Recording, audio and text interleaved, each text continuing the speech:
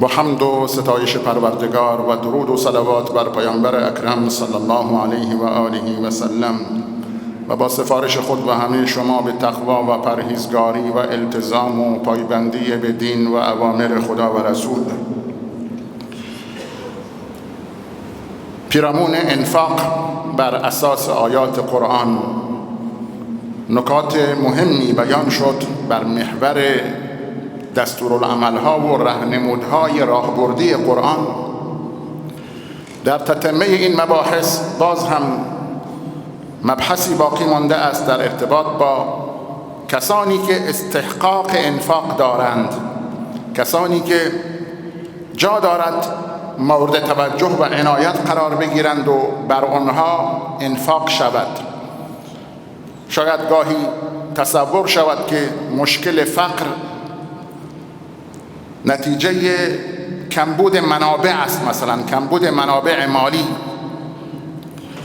اما قرآن روی نکته مهمی انگشت گذاشته است که فقر را ناشی از جهالت انسانها نسبت به فقرا و مساکین می‌داند، ناشی از عدم شناخت و عدم شناسایی دقیق مستمندان. گسترش فقر در اثر این است، نه در اثر کمبود منابع مالی. مال به اندازه کافی وجود دارد در جامعه، اما مشکل شناخت است، جهالت و عدم شناخت نسبت به انسانهایی که واقعا مستمندند. این تعریف و توصیف را هم ما در آیه قرآن داریم در سوره مبارکه بقره آیه 273 و هم در نص حدیث پیامبر صلی الله علیه و آله و سلم که بیان خواهد شد.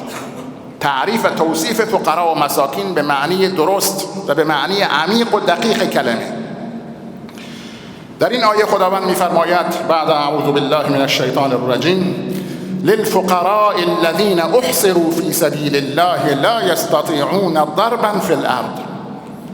فقرا را توصیف می‌کند به این صورت که انفاق و صدقات مختص فقرایی است که در راه خدا از کار و زندگی افتاده اند، باز مانده اند از این که بخواهند کسب روزی کنند، امرار معاش کنند، به خاطر امر مهمتری مثل جهاد فی سبیل الله از کار و فعالیت اقتصادی باز مانده اند. احصروا فی سبیل الله، در راه خدا بند شده اند، در راه جهاد و خدمت به دین و امر مهمتری که مهمتر از امرار معاش میتواند باشد برای بعضی از اوقات، اینها از کار و فعالیت افتاده اند و مانده اند، باز مانده اند. لا یستطیعون ضربا فی الارض، نمیتوانند در روی زمین سیر و سیاحت کنند برای تجارت، مثلا برای کار و فعالیت اقتصادی تلاش کنند، نمیتوانند بروند، فرصت آن را ندارند، به امر مهمتری مصروف و مشغولند. همون چیزی که خداوند درباره فقرای مهاجرین بیان کرده است. در سوره حشر هم می‌خوانیم للفقراء المهاجرین الذين اخرجوا من دیارهم و اموالهم یبتغون فضلا من الله و رضوانا و ینصرون الله و رسوله اولئک هم الصادقون. اون اموال غنیمت به فقرای مهاجرین تعلق میگیرد در وهله اول که از شهر و دیارشون اخراج شدند، از مکه مکرمه اخراج شدند، دست خالی بیرون آمدند، بدون هیچ مال و ثروتی نداشتند، حتی خانه و کاشانه خود را هم رها کردند برای رضای الله جل جلاله، برای نصرت دین خدا و پیامبر خدا. شهر و دیار خود را ترک کردند، از همه اموالشون خارج شدند، دست کشیدند. اونها صادقند در ایمان خودشون. این توصیف را خداوند درباره مهاجرین بیان کرده است و این نشان میدهد که از کسانی که مستحقند کسانی هستند که بالقوه نمیتوانند کار کنند یا بالفعل نمیتوانند کار کنند، هم کسانی که واقعا توان کار ندارند عملا، مثل انسانهای مسن یا انسانهای زمینگیر یا معلول، مثلا کسانی که به خاطر اختلال عقلی یا اختلال جسمی یا به خاطر کهولت سن نمیتوانند کار کنند، نمیتوانند درآمدی داشته باشند و عملا هم هیچ درآمدی ندارند، درآمدشون بسیار بسیار ناچیز است. و هم کسانی که شاید بتوانند کار کنند اما به امر مهمتری مشغولند، مثل جهاد در راه خدا. اینها فقرا و مساکین در تعریف قرآن است. لا یستطیعون ضربا فی الارض یحسبهم الجاهل اغنیاء من التعفف. این افراد مستمن حالا چه بالقوه و چه بالفعل نتوانند کار کنند، انسان جاهل آنها را غنی تصور می کند. یحسبهم الجاهل اغنیاء من التعفف، به خاطر تعففی که دارند، به خاطر اینکه رو به کسی نمیزنند، عزت نفس دارند، انسانهای بسیار نجیبی هستند، این نجابتشون، این عزت نفس و کرامتشون را نمیخواهند پایمال کنند. به همین دلیل انسانهای جاهل و سطحی نگر، کسانی که فقط به ظاهر خیلی ساده نگاه میکنند و خیلی ساده لوحند، اینها را غنی تصور میکنند، چون سطحی نگری و ظاهر بینی جهالت و ساده لوحی می آورد. کسی که بخواهد ظاهر بین باشد، سطحی نگر باشد، قطعا جهل پیدا می کند نسبت به حقیقت قضیه و انسانهای ساده لوحی هستند. به ساده لوحی منجر می شود این نگاه آنها که در واقع نمی توانند تشخیص درستی داشته باشند. یحسبهم الجاهل اغنیا. چرا اینها را غنی تصور می کنند؟ چون نیاز خود را اظهار نمی کنند. تصورشون این است که هر کس نیاز دارد باید به زبان بگوید، باید اظهار کند نیاز خودش را دیگه. کسی که نیاز دارد باید نیاز خود را اظهار کند، چون نیاز خود را اظهار نمی کند پس نیازی ندارد. این قضاوت انسان هاست دیگه.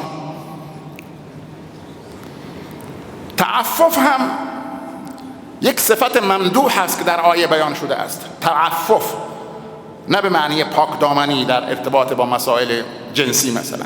تعفف اینجا به معنی پارسایی، به معنی نجابت، به معنی عزت نفس و کرامت انسان. این تعفف به باب تفعل آمده است، یعنی کاری سخت، یک فضیلت هست، یک چیزی که در مقام مدح بیان شده است. اینجا مقام نکوهش نیست که مقام مدح است. به این معناست که انسانهایی بالاخره کرامتشون برایشون مهم است. درست است فقدان مال برای آنها دردناک است، اما فقدان کرامت و عزت نفس برای آنها کشنده است. نمیتوانند رو به کسی بزنند، نمیتوانند رو و حیثیت خود را اینجا پایمال کنند. افرادی هستن این گونه دیگه، صورت خود را با سیلی سرخ نگه داشتند، اما حاضر نیست شخص رو به کسی بزند، امکان ندارد عزت و کرامتش را پایمال کند. اما افراد سطحی نگر فکر میکنن اینها تعفف دارند و از این آیه فهمیده میشود که تعفف چون یک فضیلت است باید بر آن محافظت شود. همان گونه که خود انسان سعی کند بر آن محافظت کند، دیگران هم باید سعی کنند این تعفف حفظ بشود در جامعه. نباید اجازه دهند و زمینه ایجاد بکنند برای اینکه انسان از لاک تعفف و عزت نفس و کرامت و نجابت خودش بیرون بیاید و نیاز خود را فریاد بزند مثلا. نباید چنین اجازه ای بدهند انسانهای مؤمن. قبل از اینکه دست نیاز به سوی آنها دراز شود، دست کمک و امداد باید به سوی اون افراد دراز شود. قبل از اینکه آنها دست دراز کنند برای نیاز خودشون، باید دست کمک و امداد به سراغ آنها برود. این فرهنگ غلطی که هر که صدایش بلندتر سهمش بیشتری، فرهنگ باید برچیده شود که هر کس صدایش بلندتر است باید سهم بیشتری میگیرد. هر کس صدایش از دهانش بیرون نمیاد، زبان سخن گفتن ندارد برای اظهار نیاز، نمیتواند اظهار نیاز کند، او باید بمیرد دیگه، کسی به داد او نرسد. این فرهنگ غلطی است متاسفانه که هر کس صدایش بلندتر سهمش بیشتر است. پس این است که این اراده پروردگار و این وعده الهی که بر زبان پیامبر صلی الله علیه و آله و سلم جاری شده است، باید انسانهای مؤمن این وعده الهی را محقق کنند که من یستعفف یعفه الله. هر کس به دنبال پارسایی و عزت نفس باشد، خداوند او را بی نیاز می کند، خداوند او را یاری می رساند. از کجا خدا یاری می رساند؟ توسط انسانهای مؤمن و با بصیرت و هوشیار. این افراد باید یاری داده شوند تا از لاک اون تعفف و عزت نفس و کرامت خود بیرون نیایند. این یک فضیلتی است که باید در جامعه به عنوان یک فرهنگ جا بیفتد، فرهنگ تعفف. تعرفهم بسیماهم، باز هم به یک زاویه دیگری خداوند اشاره می کند. تو آنها را میشناسی با چهرهشان، با قیافهشان. منظور خطاب به پیامبر است در این آیه صلی الله علیه و سلم، یا اینکه خطاب به همه انسانهای مؤمن هوشیار، انسانهای با ذکاوت، انسانهای هوشیار، نه ساده لوح. تعرفهم بسیماهم، تو ای انسان مؤمن هوشیار میتوانی اونها را با قیافهشون بشناسی، با نگاهشون بشناسی. صورتشون، چهرهشون، قیافهشون داد میزند. خیلی وقتها سکوت خیلی گویاتر از گفتار است. قیافه ظاهری انسان خیلی گویاتر از زبان انسان است.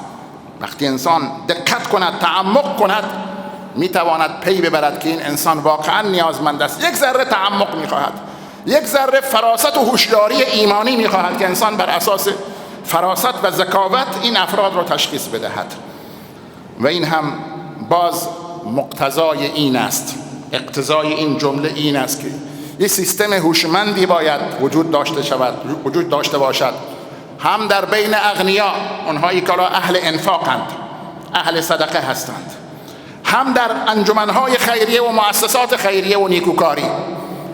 یک سیستم هوشمندی باید وجود داشته باشد برای شناسایی دقیق مستمندان و معرفت عمیق اونها. لازم است این سیستم هوشمند طراحی شود. به چه صورت من نمیدانم، به هر شکلی که باشد، مثل دوربین‌های مخفی که مثلا جای گذاشته می شود برای رصد کردن اوضاع، رصد کردن افراد.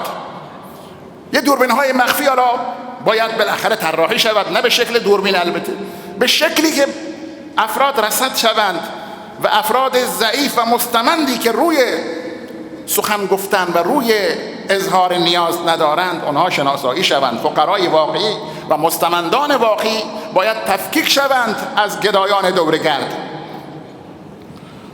این هم برداشت از این آیه هست. تعرفهم بسیماهم، اونها را با چهرهشون، با قیافهشون میتوانی بشناسی اگر دقیق باشی. لا یسألون الناس الحافا، صفت دیگر اونها این است که با اصرار از مردم چیزی درخواست نمی کنند، یعنی اصلا درخواست نمی کنند آنگونه که مفسرین بیان کردند.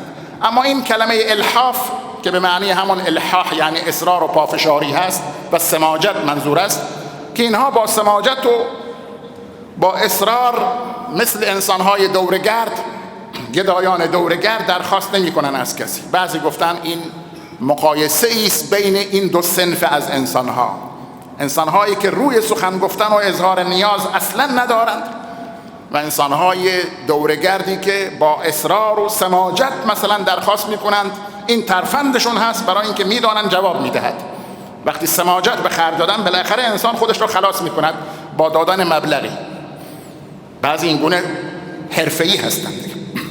برای تفکیک این دو از همدیگر و مقایسه این دو با همدیگر که فرق زمین تا آسمان است بین کسی که روی سخن گفتن و اظهار نیاز ندارد و بین کسی که با سماجت و پافشاری میخواهد به نیاز خودش برسد. و بعضی هم برداشت کردند بر اساس آیات قرآن که منظور این است که اگر اینها در اضطرار و شرایط سخت مجبور شوند اظهار نیاز کنند، نیاز خود را ابراز کنند، به هیچ وجه تکرار دیگه نمی کنند، سماجت به خرج نمی دهند. بعضی اینطوری برداشت کردن از حدیث المسألة کد یکد بها الرجل وجهه الا ان یسأل الرجل سلطانا او فی امر لا بد منه. سؤال مالی کردن و تکدیگری و گدایی زخمی است که انسان با اون چهره خود را زخمی می کند، مگر اینکه از یک سلطان و پادشاه و یک حاکمی درخواست کند، از یک متولی امر، یا در جایی که هیچ چاره‌ای ندارد جز درخواست کردن، در فشار و تنگنا و اضطرار انسان قرار بگیرد، مجبور شود درخواست کند. وگرنه سؤال مالی کردن به شدت نکوهش شده است.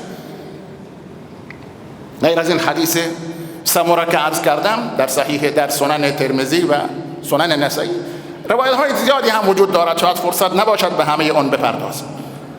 لا یزال الرجل یسأل الناس حتی یأتی یوم القیامة و لیس فی وجهه مزعة لحم. پیوسته انسان درخواست میکند از دیگران تا آنجایی که روز قیامت میآید در حالی که در چهره او قطع گوشتی هم نیست، یعنی آبروی خود را انسان دیگه از بین برده است به این شیوه. من سأل الناس اموالهم تکثرا فانما یسأل جمرا فلیستقل او لیستکثر. این دو حدیث، یکی در صحیح بخاری هم مسلم است، حدیث که عرض کردم هم در صحیح مسلم. من سأل الناس اموالهم تکثرا، کسی که برای فزونی طلبی و زیاده خواهی بخواهد از مردم درخواست مال کند، درخواست پول کند، جز این نیست که دارد یک اخگری از آتش را طلب می کند، یک زغال سرخ آتشی را برای خودش درخواست می کند، یعنی مثل آتش جهنم است برای او. فلیستقل او لیستکثر، دلش خودش میداند دیگه، کم درخواست کند یا زیاد درخواست بکند، فرق نمی کند دیگه. انسان وقتی درخواست می کند در یک رفتار ناشایستی قرار گرفته است. و در احادیث آمده است که لأن یأخذ احدکم حبله فیأتی بحزمة من الحطب على ظهره فیبیعها فیکف بها وجهه خیر له من ان یسأل الناس اعطوه او منعوه. در صحیح بخاری آمده است این حدیث به روایت زبیر بن العوام که اگر انسان تنابی بردارد، در آن زمانی که مردم هیزم جمع می‌کردند و می‌فروختند برای سوخت، تنابی بردارد برود به صحرا، پشته از هیزم را بر پشت خودش حمل کند، بیاورد به شهر بفروشد، با این درآمد ناچیز بسازد، بهتر است برای او از این که درخواست کند از دیگران حالا به او بدهند یا به او ندهند. هر دو خفت و خاری است برای انسان دیگه. در حدیث قبیصه هم می‌خوانیم که قبیصه ابن مخارق هلالی، آنگونه که در صحیح مسلم آمده است، از پیامبر صلی الله علیه وسلم سوال کرد درباره درخواست مالی نسبت به ضمانتی که کرده بود برای یک شخص. پیامبر اکرم صلی الله علیه وسلم فرمود ان المسألة لا تحل الا لاحد ثلاثه. درخواست مالی کردن، اظهار نیاز حلال نیست، جایز نیست مگر برای یکی از این سه نفر: رجل تحمل حمالة فتحل له المسألة حتی یصیبها ثم یمسک. کسی که عهدهدار ضمانتی شده است، ضامن کسی شده است و بعد مثلا به خاطر اینکه اون شخص فرار کرده است، این شخص زندان افتاده است، مجبور است خسارت بپردازد، یا ناچارن بالاخره باید به خاطر ضمانتی که قبول کرده است خسارت بپردازد، یا مثلا برای خاموش شدن یک دعوا آمده است هزینه کرده است تا دعوا بخوابد. دو نفر با هم بدبستان دارن، به قول معروف طلبکار و بدهکار هستند، برای اینکه دعوایشون بخوابد پولی میدهد به اون شخص، دعوا میخوابد دیگه. این شخص نباید ضرر کند. این فرد که متحمل ضمانتی و کار خیری انجام داده است برای جامعه، برای جلوگیری از تنش در جامعه، نباید بسوزد با اون خیرخواهی خودش. حق دارد درخواست کند به فراخور اون هزینه‌ای که کرده است به اندازه‌ای که آن را به دست بیاورد. و رجل اصابته جائحة اجتاحت ماله فحلت له المسألة حتی یصیب قواما من عیش. نفر دوم کسی که حادثه‌ای برایش اتفاق افتاده است که مالش نابود شده است، مثلا آتش سوزی یا در زلزله یا سیل، مالش از بین رفته است. حلال است که درخواست کند از دیگران تا اینکه پایه‌ای از زندگی را به دست بیاورد. و رجل اصابته فاقة حتی یقوم ثلاثة من ذوی الحجى من قومه لقد اصابت فلانا فاقة فحلت له المسألة حتی یصیب قواما من عیش. کسی که فقری به او رسیده است، فقری عارض شده است برای او، انسان ظاهراً خوبی بوده است از لحاظ ظاهری، یعنی انسان توانگری بوده است، از لحاظ وضعیت زندگی وضع خوبی داشته است، اما یک باره دچار فقر و ورشکستگی شده است، تا وقتی که 3 نفر از خویشاوندانش گواهی بدهند، زیر برگه او را امضا کنند که واقعا ما شاهد هستیم که به این شخص فقر رسیده است، دچار فقر و فلاکت شده است، ورشکست شده است، مثلا این شخص هم جایز است که بر اساس اون گواهی که می شود به نفع او درخواست کند تا وقتی که پایه‌ای از زندگی را به دست بیاورد. فما سواهن من المسألة یا قبیصه سحت یأکله صاحبه سحتا. خطاب میکند به همون قبیسه. راوی حدیث پیامبر صلی الله علیه و سلم و میفرماید که غیر از این موارد ای قبیسه حرامی است که انسان با اون حرام خواری میکند. این خیلی تند است این مسئله. بنابراین در تعریف مسکین آنگونه که عرض کردم در نص حدیث پیامبر صلی الله علیه و سلم در صحیح بخاری و مسلم به روایت ابی هریره آمده است که لیس المسکین الذی یطوف علی الناس ترده اللقمة واللقمتان والتمرة والتمرتان ولكن المسكين الذي لا يجد غنى يغنيه ولا يفطن له فيتصدق عليه ولا يقوم فيسأل الناس. مسکین اون کسی نیست که دورگرد است، این طرف و اون طرف، در این خانه و در اون خانه را میزند، در این مغازه و در اون مغازه میرود. یک دانه خرما و دو دانه خرما در اون زمانی که خرما خیلی ارزش داشت و یک 100 تومن و 200 تومن مثلا او را قانع میکند. مسکین واقعی اون کسی است که غنایی ندارد که او را بی‌نیاز کند، واقعا از لحاظ مالی مستمند و مستحق است. به حال او هم کسی پی نمیبرد که به او صدقه بدهد، بلند هم نمی شود که از دیگران تقاضا کند. این تعریف مسکین است در حدیث پیامبر صلی الله علیه و سلم، دقیقاً منطبق با همون چیزی که در این آیه آمده است و در روایت دیگر آمده است ولکن المسکین الذی یتعفف. مسکین واقعی اون کسی است که پارسا هست، کرامت نفس و عزت نفس دارد. این مسکین واقعی است، با وجود فقر خود را داد نمیزند هرگز. این آیه در واقع گویا هست برای اینکه همه بتوانند به این شناخت دقیق و عمیق در ارتباط با انسانهای مستمند برسند. و همونگونه که عرض کردم این سیستم هوشمندی لازم هست طراحی شود به شکلی یه واکاوی به قول معروف برای شناخت و تشخیص و معرفت دقیق و عمیق انسانهای مستمند. و ما تنفقوا من خیر فإن الله به علیم. در آخر هم میفرماید آنچه که از خیر انفاق کنید الله جل جلاله به آن داناتر است. الله جل جلاله آن را میداند. هرچه از خیر انفاق کنید نیازی ندارد که آن را نشان بدهید به کسی. همون انفاق مخفیانه و سری برای حفظ کرامت اون مستمند، برای حفظ اخلاص خود، قطعا الله جل جلاله آن را میداند و اون صدقه سر در پیشگاه خدا محاسبه می شود، محسوب می شود دیگه، با عنوان صدقه در میزان حسنات انسان وارد می شود. و چه لذتی شیرین تر از این برای انسان مؤمن که عمل کرد او در انظار پروردگار باشد. و الله جل جلاله این گونه درباره انفاق و صدقه انسان بفرماید که هر چه که شما انجام بدهید از کار خیر و از انفاق، الله جل جلاله نسبت به آن آگاه و دانا هست. و آخر دعوانا ان الحمد لله رب العالمین. بارك الله لي ولكم بالقرآن والسنة ونفعني وإياكم بما فيهما من الآيات والحكمة. أقول قولي هذا وأستغفر الله العظيم لي ولكم ولوالدي ولوالديكم ولسائر المسلمين فاستغفروه إنه هو الغفور الرحيم. ایامی که در اون هستیم ایام تشریق نامیده می شود. ایام التشریق ایام اکل و شرب و ذکر الله عز و جل. در احادیث در نص حدیث آمده است که ایام تشریق این ایام سگانه بعد از عید قربان، روز 11 و 12 و 13 ذوالحجه، ایام خوردن و آشامیدن است، یعنی ایام روزه گرفتن نیست، برخلاف عید فطر که بعد از اون روزه مستحب است. این ایامی است که روزه گرفتن حرام است چون جزء عید محسوب می شود. ایام ذکر خدا هم هست، به همین دلیل هم تکبیرات بعد از نمازها به صورت مقید تا عصر روز 13 ذوالحجه گفته می شود. ایام قربانی هم هست برای کسانی که فرصت نکردند تا الان قربانی کنند، این همت را به خرج بدهند در باقی مانده این ایام، یعنی ظرف امروز و فردا تا قبل از غروب فردا می توانند قربانی را انجام بدهند. در این شرایط سخت توصیه می کنیم ان شاء الله اگر کسی دستش می رسد، حتی اگر قرض بکند، اون کسی که ظرفیت دارد البته می تواند قرض خود را ادا کند، اما فعلا نقدینگیش پایین است، نقدینگی ندارد، حالا قرض بگیرد 30-40 تومانی مثلا برود قربانی انجام بدهد تا یک ماه بعد مثلا اون قرض خود را ادا کند.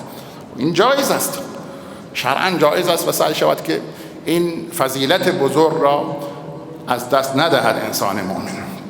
در این ایام به خاطر مشاکل اقتصادی بهترین توصیه به صرفه جویی هست. حالا کسی سر لج نیفتد، بلکه صرفه جویی یک فضیلت هست.